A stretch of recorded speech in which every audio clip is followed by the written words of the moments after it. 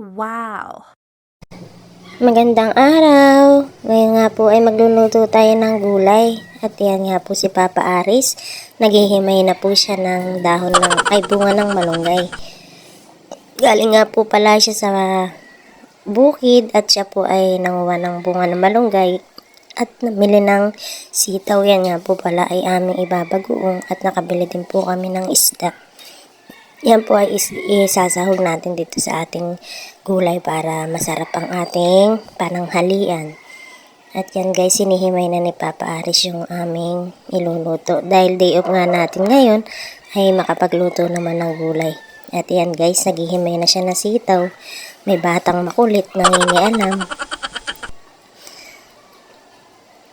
At yan guys, yung aming isda na nagawa na, ipiprito yan ng aming Papa Aris.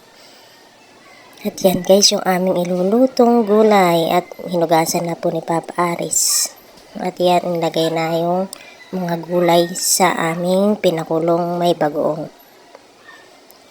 Kayo po ba guys, kumakain ba kayo ng mga ganitong pagkain? Masarap to at masustansya sa ating pangangatawan. Kaya paminsan-minsan, kailangan ay maggulay tayo. Yung mga anak ko naman guys ay mahilig din kumain ng gulay. At yan guys, mayroon pa kaming inlagay na kamote. Masarap din yan guys sa binagoongan. Ang kamoteng puti. Manamis-namis siya guys dyan sa gulay.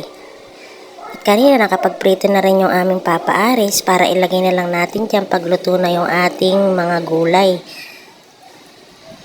Hintay lang natin yan guys kumulo. At yan guys, ilalagay na ni Papa Aris yung pinirito niyang isda kanina. At yan po ang aming ulam ngayong tanghali. Mapapakain ka talaga sa dami sa sarap ng ulam. At yan guys, thank you for watching. Luto na yung aming ulam. Bye-bye!